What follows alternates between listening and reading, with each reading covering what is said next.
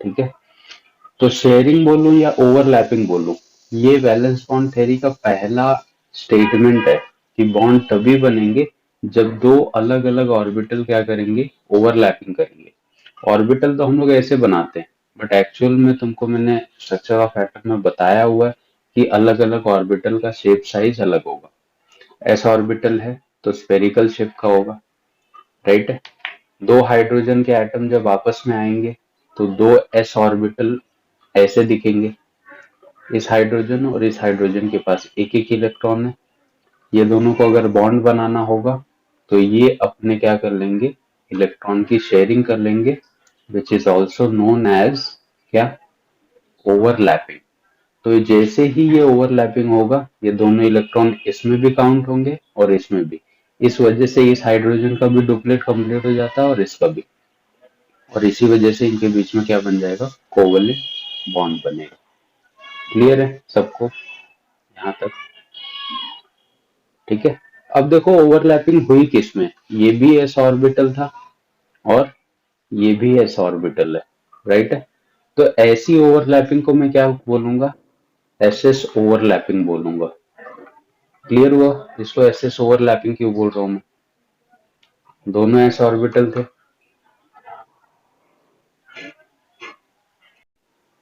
Axial overlapping में हमेशा क्या होगा, सिग्मा। कार्बन कार्बन का जब सिंगल बॉन्ड बनता है तो क्या बनता है, सिग्मा। कार्बन कार्बन में जब डबल बॉन्ड बनता है तो पहले सिग्मा बनता है फिर पाई बनता है। कार्बन कार्बन में जब ट्रिपल बॉन्ड बनता है तो पहले सिग्मा बनता है फिर दो पाई बनते हैं। इसका मतलब समझ रहे हो तुम लोग मैं क्या बोलना चाहता हूँ, कि जब भी ऑर्बिटल ओवरलैप करते हैं ना, तो पहले उनके अंदर कौन सी ओवरलैपिंग होती है,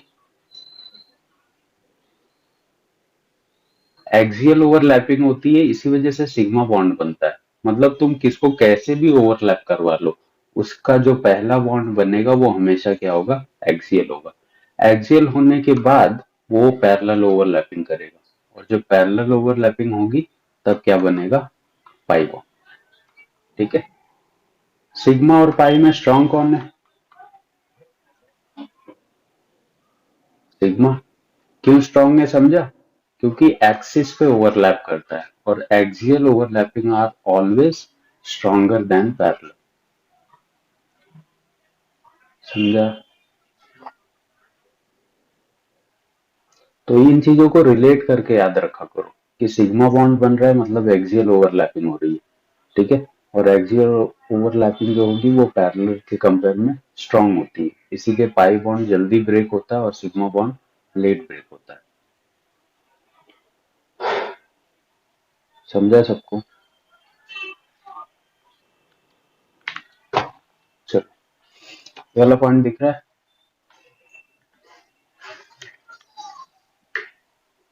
पूरा।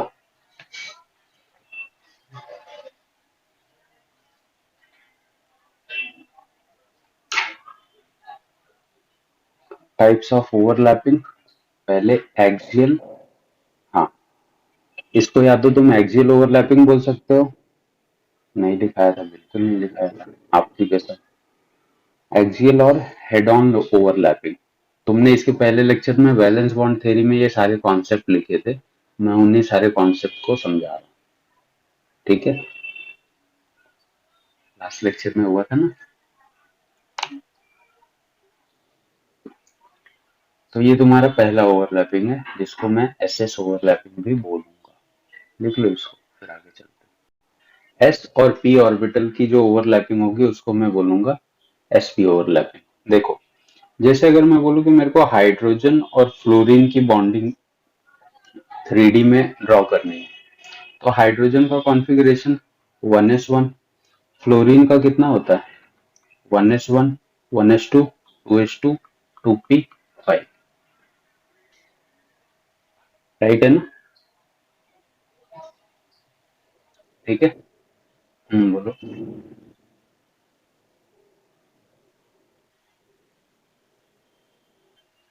नहीं दिख रहा है अभी भी। और फ्लोरीन का ये एस ऑर्बिटल इन्वॉल्व होगा क्या बॉन्डिंग में, नहीं होगा।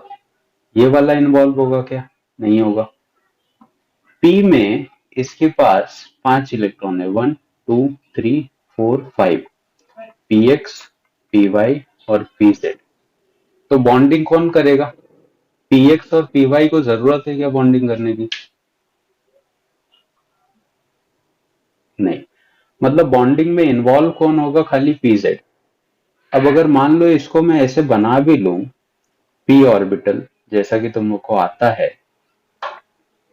ये हो गया तुम्हारा पी एक्स, इसमें कितने इलेक्ट्रॉन है? दो, एक इधर होगा एक इधर होगा। ये हो गया तुम्हारा पी वाई, ठीक है, इसमें भी एक इलेक्ट्रॉन यहाँ पे, ये इनको कोई जरूरत नहीं बॉन्डिंग में इन्वॉल्व होने की। बट जो पीजेड है उसमें एक ही इलेक्ट्रॉन है, मतलब इसको एक इलेक्ट्रॉन और चाहिए, इसीलिए ये क्या करेगा? बॉन्डिंग में इन्वॉल्व होगा। और यहाँ पे एस का शेप कैसा होता है? स्पेरिकल, इसको भी एक इलेक्ट्रॉन चाहिए। लेकिन मैंने तुमको ये भी बताया कि पहला जो बॉन्ड बनता है वो हमेशा किस पे बनता है? एक्सिस पे बनता है, ठीक है। और ये तो जेड एक्सिस पे नहीं है, तो ये अपने आप को क्या करता है मालूम है? रोटेट करके एक्सिस पे लेके आता है, मतलब ऐसे आ जाएगा। अब क्या हो जाएगा मालूम है? ये घूम जाएगा। अगर जेड एक्सिस पे आ गया तो ये वाला क्या हो जाएगा?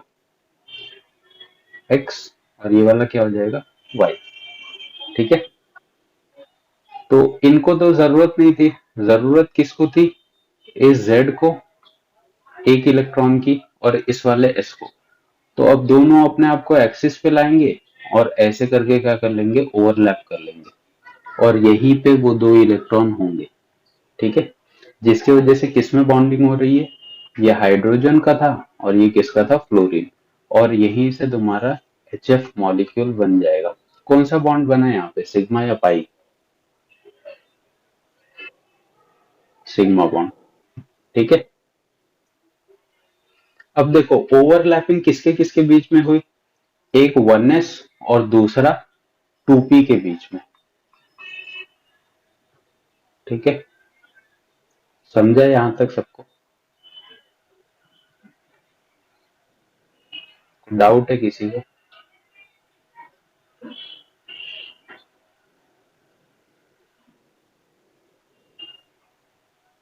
अब हो जाएगा क्लियर थोड़ा टाइम में। समझा ये कॉन्सेप्ट सबको, कैसे हुआ ये सब? ठीक है। अब इसको ध्यान में रखो, एक चीज और मैं बता रहा हूँ। किसके बीच में ओवरलैपिंग हुई? 1s और 2p के। क्योंकि फ्लोरीन कौन से पीरियड में आता है? सेकेंड पीरियड में। अगर मान लो मैं HCl की बॉन्डिंग को एक्सप्लेन करता, तो Cl कौन से पीरियड में आता है? थर्ड पीरियड, राइट है। अब ओवरलैपिंग उसी की होगी, इसके 1s की, और क्लोरीन का कॉन्फ़िगरेशन क्या होगा? 1s2, 2s2, 2p6, 3s2, 3p5, ठीक है, राइट। ऐसे दिखेगा अपने को। ओवरलैपिंग सेम होगी, जेड वाला अपने आप को एक्सिस पे लेके आएगा और यहां से ओवरलैपिंग कर लेगा ये एस से, ठीक है। लेकिन तुम लोग मेरे को बताओ, एच एफ में और एच सी एल में ध्यान देना, इसका 1s ओवरलैप कर रहा था और इसका 2p, और इसमें क्या हो रहा है? इसका 1s और इसका 3p। तो एच बी आर में कैसी होगी ओवरलैपिंग? इसका 1s होगा और बी आर का क्या होगा? 4p। एच आई में क्या होगा? इसका 1s और इसका 5p। तुम लोग मेरे को बता सकते हो क्या कि 1s और 2p की ओवरलैपिंग स्ट्रांग है, इसकी ओवरलैपिंग या इसकी ओवरलैपिंग?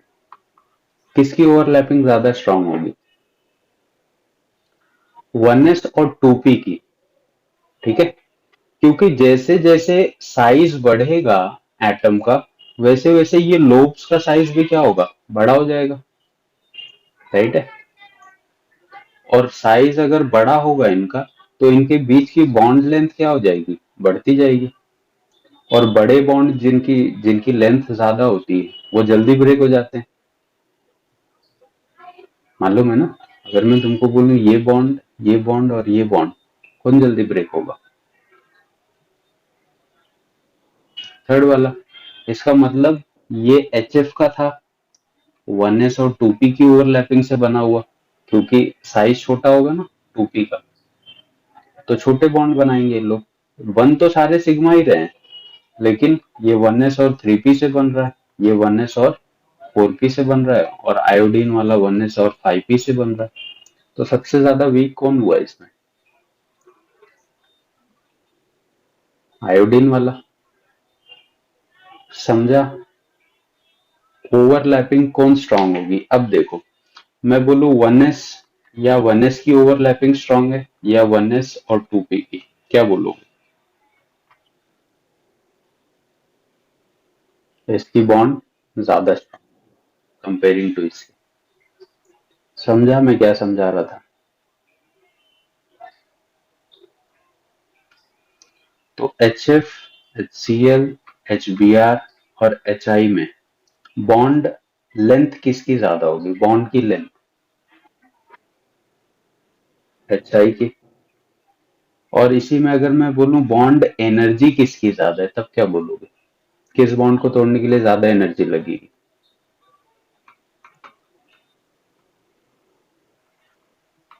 अब क्या हो जाएगा? सीधी सी बात है ना, इसकी बॉन्ड लेंथ कम है तो ज्यादा एनर्जी लेगा ये। समझा कि नहीं?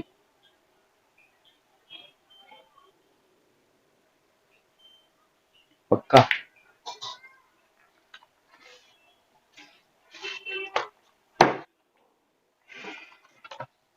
ये देखो ओवरलैपिंग, एसपी ओवरलैपिंग है, बट जैसे मैंने तुमको बताया वैसे नहीं लिखा हुआ है।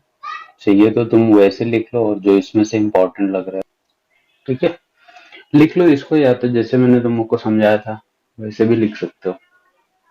कुछ पॉइंट मिस हो रहा है तो बोलो मेरे को।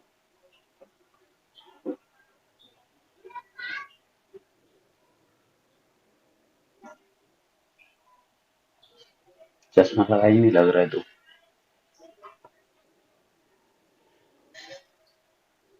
लोग कौन सी ओवरलैपिंग देख रहे थे? एक्सियल। दूसरी टाइप की ओवरलैपिंग मैंने क्या बताया था तुमको? पैरेलल, या फिर इसको अपन लैटरल ओवरलैपिंग बोलते हैं, या फिर इसी को हम लोग साइडवेज ओवरलैपिंग भी बोलते हैं।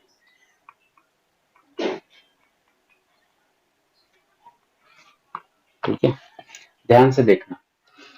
अब इसमें सबसे पहले आता है तुम्हारा पीपी ओवरलैपिंग, क्योंकि एस वाले तो कभी भी पैरेलल ओवरलैपिंग करेंगे ही नहीं।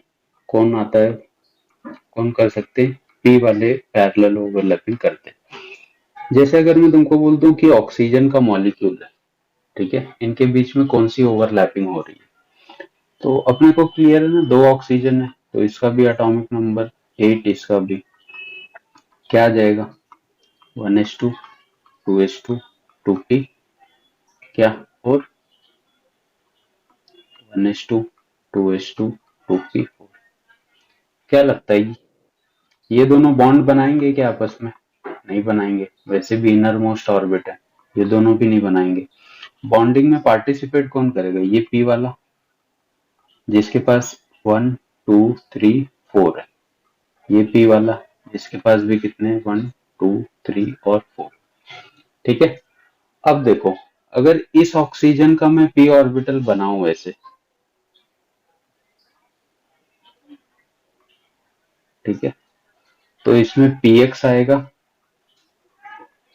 py आएगा और pz आएगा। ठीक है, बट ये जो px है, ये बॉन्डिंग करेगा क्या? px वाला, उसके पास तो ऑलरेडी दो इलेक्ट्रॉन है ना, तो बॉन्डिंग में आ कौन रहा है? एक py आ रहा है, एक pz आ रहा है।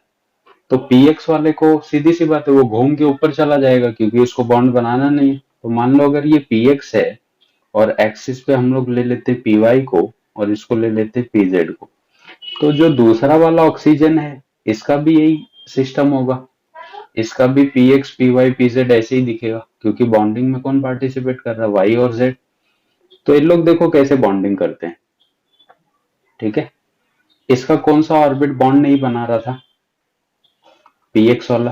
तो इसका भी px क्या हो जाएगा? ऐसे ऊपर चला जाएगा। ठीक है, ये py वाली एक्सिस है और ये pz वाली एक्सिस। ठीक है, अब देखो इसमें तो दो इलेक्ट्रॉन थे, फुलफिल है, इसके भी इसमें दो इलेक्ट्रॉन। अब इसके में एक इलेक्ट्रॉन है और जेड में भी एक इलेक्ट्रॉन है। तो अब इसका पी वाई क्या करेगा, अपना एक इलेक्ट्रॉन लेके आएगा और इससे ओवरलैप कर लेगा ऐसे। तो एक बॉन्ड तो ये बन गया। ये ओवरलैपिंग कैसी है, एक्सियल है, एक्सिस पे हो रही है, तो कौन सा बॉन्ड बनेगा, सिग्मा। और जो इसका जेड है, अब इसके पास कोई ऑप्शन है क्या, एक बॉन्ड अगर एक्सिस पे बन गया तो ये दोनों कभी एक्सिस पे आ पाएंगे क्या, ये तो रोटेट ही नहीं कर पाएगा ना, बॉन्ड बन गया। तो ये जेड वाले के पास भी एक इलेक्ट्रॉन है और इसके जेड के पास भी एक इलेक्ट्रॉन है, इनको भी आपस में बॉन्ड बनाना है, बट ये लोग एक्सिस पे नहीं आ सकते। तो ये लोग अब कैसे बॉन्ड बनाएंगे, ऐसे पैरेलल पे। ठीक है, मतलब देखने में अजीब लग रहा है, बट इनके बीच की बॉन्डिंग जो होती है ना, तुम लोग लॉजिकली देखोगे तो ऐसे दिखेगी तुमको। देखो, यहाँ पे तो एक बॉन्ड बना, ठीक, इसका जेड में बॉन्ड बनवा बनना चाहिए था, इसके एक्स को तो पार्टिसिपेट करना ही नहीं है। तो इनके बीच में क्या होता है, ऐसे पैरेलल ओवरलैपिंग होती है, इसको हम लोग बोलते हैं पैरेलल ओवरलैपिंग, जो एक्सिस पे नहीं आ सकते। और लॉजिकली देखोगे ना तो ये तुमको ऐसे दिखते हैं। एक्स वाला मैं नहीं बना रहा हूँ, जेड वाला डायरेक्ट बना रहा हूँ। ये वाई की एक्सिस पे हो गई, तो जेड वाले ना ऐसे और ऐसे मुड़ जाते हैं, ये ऐसे कर लेता है, ये ऐसे कर लेता है। तो इसको यहाँ पे जो बॉन्ड बन रहे हैं, इसको मैं क्या बोलता हूँ, पाई बॉन्डिंग। जो एक्सिस पे बने हैं वो क्या है, सिग्मा बॉन्ड। इसको बोलते हैं पैरेलल ओवरलैपिंग। जब एक्सियल पॉसिबल नहीं होती है तो कैसे करेंगे ये लोग, पैरेलल ओवरलैपिंग। समझा। N2 में क्या होता है एटॉमिक नंबर नाइट्रोजन का, 7। क्या हो जाएगा configuration, 1s2 2s2 2p3, right ना। इसमें भी एक, इसमें भी एक, इसमें भी, इसका भी वही आएगा, राइट। अब तीनों को इन्वॉल्व होना है बॉन्डिंग में, तो पहला वाला जो नाइट्रोजन है, ठीक है, देखो उसका ये एक्स ऑर्बिटल है, इसको भी बॉन्ड बनाना है, जेड वाले को भी बनाना है और वाई वाले को भी बनाना है। तो जो दूसरा नाइट्रोजन होगा उसका जो पी एक्स होगा वो तो पी एक्स से ओवरलैप कर लेगा, ठीक है। ये कौन सी ओवरलैपिंग हो गई, पी एक्स और पी एक्स की, कौन सा बॉन्ड बनाएगा ये, सिग्मा। अब इसका जो जेड है इसको भी ओवरलैप करना है और इसका जो वाई है इसको भी ओवरलैप करना है, बट ये लोग एक्सिस पे ओवरलैप कर पाएंगे क्या, नहीं, ठीक है। तो ओवरलैपिंग कैसे होगी, देखो वाई, ये वाई एक्सिस है, ये वाई एक्सिस है, ये दोनों ओवरलैप कर लेंगे यहाँ से और जेड वाले कर लेंगे यहाँ से। ये भी पैरेलल है और ये भी पैरेलल है, तो जो पहला बॉन्ड बना वो क्या बना, सिग्मा। और ये दोनों जो बन रहे हैं ये भी क्या होगा, पाई बॉन्ड, और ये भी पाई। इसीलिए मैं बोलता हूँ कि जब तीन बॉन्ड बनते हैं तो बीच वाला सिग्मा होता है और ऊपर के दो क्या होते हैं, पाई। समझा लॉजिक।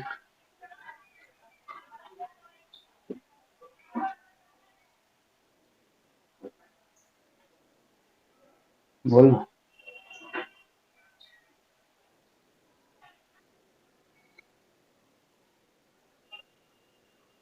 बना सकता है कोई, किससे भी बॉन्ड बना सकता है, लेकिन जो पहला बॉन्ड बनेगा वो हमेशा क्या बनेगा, इसका पी एक्स इसके पी वाई या पी जेड से ओवरलैप कर सकता है, कोई दिक्कत नहीं है।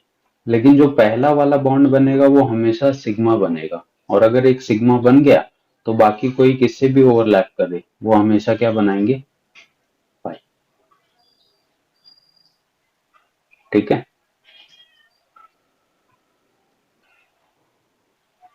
ठीक है। तो पैरेलल ओवरलैपिंग देखो, ये हो गई मेरी क्या, एक्सियल ओवरलैपिंग, एक्सिस पे। तो यहाँ पे जो बॉन्ड बनता है वो सिग्मा बनता है। पैरेलल ओवरलैपिंग ना एक्चुअली में ऐसे दिखती है, ऐसे, ये कोई पी ऑर्बिटल है और इसी के बाजू में कोई दूसरा पी ऑर्बिटल होगा ऐसे, इसको बोलते हैं पैरेलल ओवरलैपिंग। तो यहाँ पे जो बॉन्ड बनेगा वो हमेशा क्या होगा, पाई। एक्सियल तुमको ऐसे दिखेंगे, पैरेलल ऐसे दिखेंगे। पैरेलल पता है ना, जब कोई ऐसे दो चीजें हैं और आपस में ऐसे कंबाइन हो रही है, अगर कोई चीज ऐसे स्ट्रेट लाइन में कंबाइन होगी तो इसको अपन क्या बोलेंगे, एक्सियल, राइट है। और यही चीज अगर ऐसे पे रखी गई है और ऐसे कंबाइन हो रही है तो मैं इसको क्या बोलूंगा, पैरेलल। समझा डिफरेंस? क्लियर है सबको?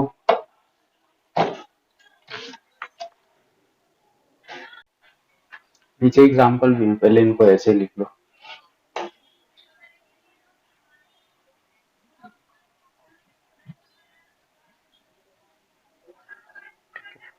और थ्री डायमेंशनली ये इलेक्ट्रॉन क्लाउड के फॉर्म में ऐसे दिखते हैं, जहां पे ओवरलैपिंग हो रही है वहां पे ऐसे इलेक्ट्रॉन आपस में कंबाइन हो रहे हैं। इसको आप उन इलेक्ट्रॉन क्लाउड रिप्रेजेंटेशन बोलते हैं। और ये वाला मैंने तुम लोग को बताया कि जहां पे इलेक्ट्रॉन मिल रहे हैं उसको ऐसे हम लोग रिप्रेजेंट कर सकते हैं। ये सब हाइपोथेटिकल फेनोमेना है, एक सोचा हुआ फेनोमेना है, बट 99% करेक्ट भी है।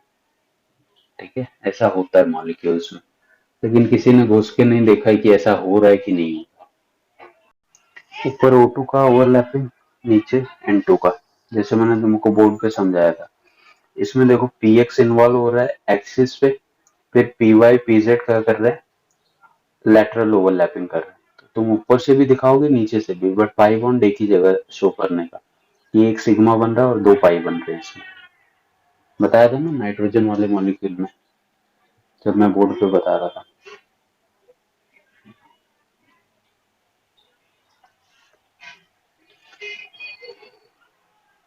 मान लो ये p ऑर्बिटल है जो ओवरलैप कर रहा है। ठीक है, पीडी ओवरलैपिंग में सपोज करो कि ये एक पी का है जिसके पास अनपेयर्ड इलेक्ट्रॉन है, जो ओवरलैपिंग करना चाहता है।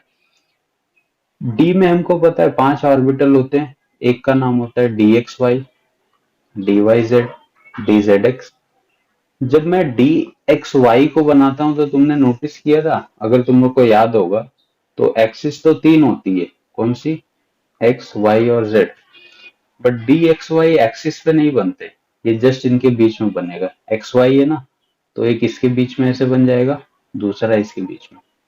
एक्सिस पे कब बनता है, जब d x square y square आता है, तो ये एक्सिस पे बनता है, याद है? तो एक एक्स पे बनेगा और दूसरा वाई पे बनेगा। ठीक है, तो जब भी मैं डी के एक ऑर्बिटल की भी बात करूंगा ना, तो उसमें लोब्स कितने आते हैं, इसको लोब्स बोलते हैं हम लोग। लोब्स वर्ड आया होगा तुम लोग को उसमें वीबीटी में, इसी को हम लोग लोब्स बोलते हैं। ठीक है, अगर डी का एक ऑर्बिटल भी बॉन्डिंग में आएगा तो अपने साथ कितने ऑर्बिटल, कितने लोब्स लेके आएगा, 4। ठीक है, ये कभी एक्सिस पे बॉन्डिंग कर पाएंगे क्या?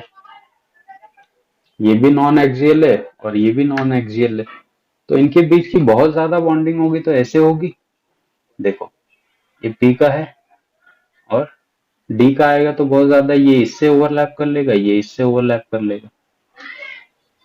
तो कैसी ओवरलैपिंग है, एक्सियल है क्या ये? पैरेलल है, और पैरेलल पे हमेशा कौन सा बॉन्ड बनेगा, पाई। ठीक है, पाई तो बनेगा, बट इसका कौन इन्वॉल्व हो रहा है, पी ऑर्बिटल इन्वॉल्व हो रहा है, और इसका डी। तो इसको हम लोग P pi and D pi bond बोलते हैं, क्योंकि इसका पी इन्वॉल्व हुआ और इसका डी, और कौन सा बॉन्ड बना रहे लोग, पाई। तो पी पाई डी पाई बॉन्ड बोलते हैं इसे। ठीक है, कैसा होगा ये बॉन्ड, वीक होगा या स्ट्रांग होगा? वीक होगा। क्यों वीक होगा? एक ऑर्बिटल कुछ अजीबोगरीब अलग ही है, एक ऑर्बिटल कुछ अलग है। बॉन्डिंग कब अच्छी होती है, जब दोनों ऑर्बिटल लगभग सिमिलर हो। अगर पी पी वाला बॉन्ड भी होगा ना तो वो भी स्ट्रांग होगा, बट पी और डी वाला स्ट्रांग नहीं होगा, वीक हो जाएगा। क्योंकि इनको स्पेस, बताता हूँ कंपाउंड, क्योंकि जितनी ज्यादा स्पेस बढ़ेगी उतना ज्यादा बॉन्डिंग क्या हो जाएगा, वीक हो जाएगा। एक एग्जांपल लेके बताता हूँ मैं तुम लोग को, तो क्लियर हो जाएगा। ये समझा?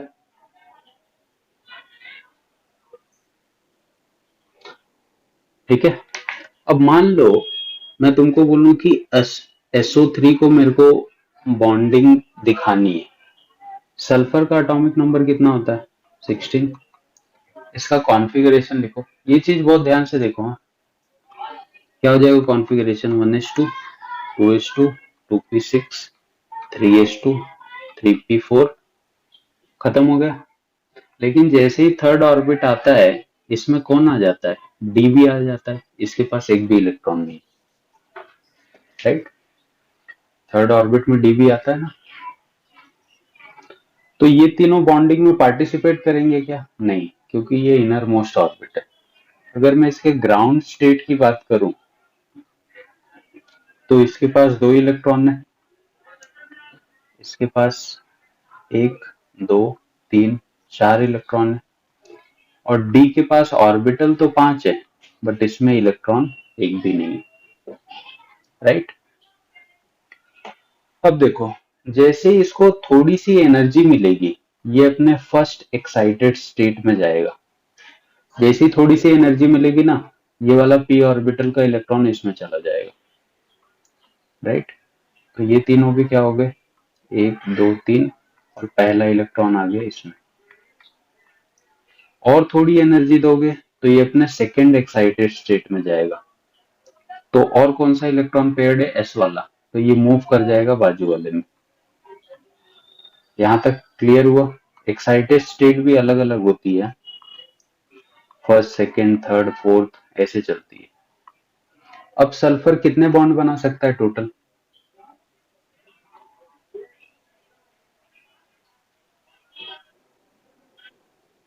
एक, दो, तीन, चार, पांच, छह। यहां तक सबको समझा क्या हुआ। अब इससे बॉन्ड बनाने आ कौन रहा है, तीन ऑक्सीजन आ रहे हैं, राइट है, SO3 लिखा है ना। और ऑक्सीजन अगर तीन आ रहे हैं तो इनका कौन सा ऑर्बिटल इन्वॉल्व होता है बॉन्डिंग में, ऑक्सीजन के लास्ट में क्या होता है, 2p4, 2p4 होता है। तो पहले ऑक्सीजन में भी क्या होगा, एक, दो, तीन, चार, दूसरे वाले में भी एक, दो, तीन, चार, और तीसरे वाले में भी एक, दो, तीन, चार, करेक्ट है। ध्यान रखना, ये वाला एस का ऑर्बिटल है, ये px, py, pz, और ये क्या है, dxy, और ये dyz, ठीक है। अब तुम लोग सोचो कि अगर ये तीनों ऑक्सीजन यहाँ पे आ गए, तो पहला ऑक्सीजन ये है, दूसरा ऑक्सीजन ये है तुम्हारे पास। ऑक्सीजन का भी px, py, pz पता है ना सबको, ठीक है। अब सबसे पहले कौन सा बॉन्ड बनता है, सिग्मा बनता है। तो पहले क्या होगा, ये वाला इसके पास जाएगा और कौन सा बॉन्ड बनाएगा, सिग्मा। समझा सबको। पहले ऑक्सीजन का पहला इलेक्ट्रॉन तो सिग्मा ही बनाएगा जाके, जहां पे भी उसको एम्प्टी ऑर्बिटल मिलेगा। इस ऑक्सीजन का पहला क्या बनाएगा, सिग्मा बनाएगा, किसके साथ, इसके साथ। इस ऑक्सीजन का भी पहला इलेक्ट्रॉन सिग्मा बनाएगा, किसके साथ, इसके साथ। ये कॉन्सेप्ट समझा सबको। तो अब जो दूसरा इलेक्ट्रॉन होगा वो क्या बनाएगा, पाई बनाएगा। दूसरा इलेक्ट्रॉन इसका पाई किसके साथ बनाएगा, जो इलेक्ट्रॉन बचा होगा, मतलब इसका इलेक्ट्रॉन इसके साथ बनाएगा पहला पाई, इसका इलेक्ट्रॉन इसके साथ जाएगा दूसरा पाई, और इसका इलेक्ट्रॉन इसके साथ जाएगा तीसरा पाई। समझा। अब अगर मैं तुमको बोलूं कि सिग्मा बॉन्ड कौन कौन से ऑर्बिटल बना रहे हैं, तो क्या बोलोगे, इसका पी वाई और इसका एस, एस और पी वाई में पहला सिग्मा बन रहा है, फिर दूसरा सिग्मा किस में बन रहा है, पी एक्स और पी वाई में, तीसरा सिग्मा किस में बन रहा है, पी वाई और पी वाई। क्लियर है। अब मैं बोलूं पाई बॉन्ड पहला किसके बीच में बन रहा है, फर्स्ट वाला पाई, तो क्या बोलोगे, पहला ये बना रहा है, हाँ, पीजेड में, और किस में, पीजेड में। दूसरा पाई किस में बन रहा है,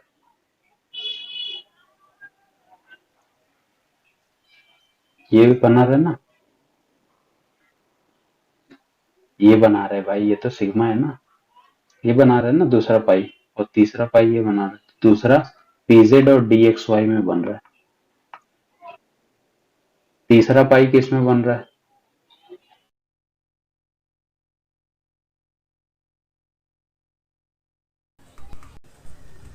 समझा ये कॉन्सेप्ट को?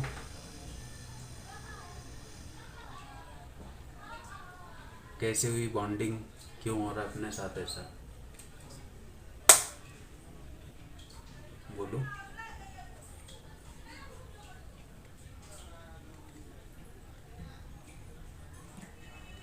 फिर बॉन्डिंग स्टार्ट होती है ना, फिर अपने अलग अलग क्यों किया।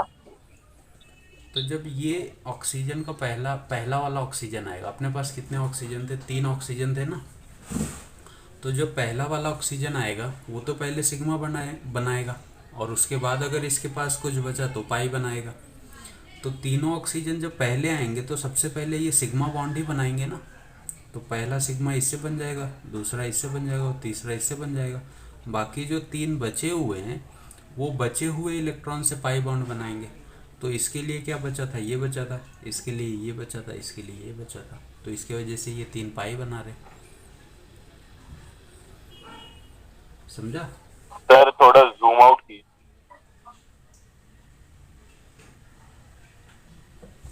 जूम आउट में दिखेगा नहीं रे, दिख रहा है? यस। जो मैं समझा रहा था वो समझा कि नहीं? बाकी छोड़ दो, बाकी तो तुम लिखने को तो खुद से भी अपन ट्राई कर सकते एक आध बार।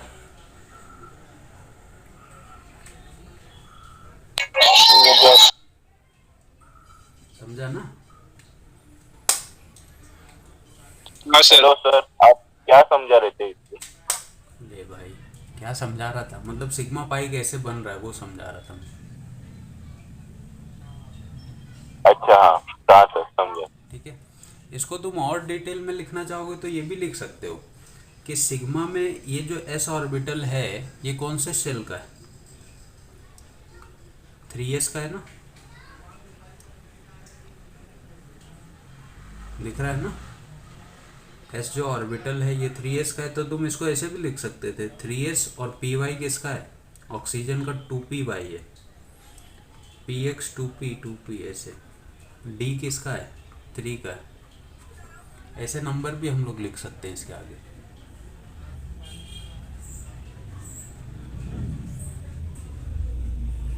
समझा? हाँ सर। पक्का? हाँ sir.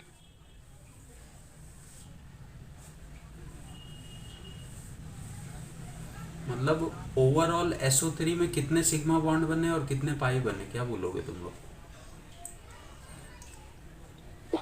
2 sigma 4 2 sigma, 3 sigma 3 sigma बने, 3 सिग्मा 3 पाई 6 3 सिग्मा 3 पर। और 3 6 बनेंगे टोटल। ठीक है, डाउट किसी को? हाँ सर। जैसे मैंने तुम लोग को लिख के बताया वैसे खुद से अपने आप से ट्राई करो और देखो कहाँ पे सिग्मा बन रहे हैं, कहाँ पे पाई। अगर इसमें तुम लोग को कन्फ्यूजन लगेगा कि ये सब क्या बना है, वैसे जहाँ तक तो है वहाँ तक समझ में आना चाहिए तुम लोग को, बट अपने हिसाब से भी कर सकते हो तुम लोग।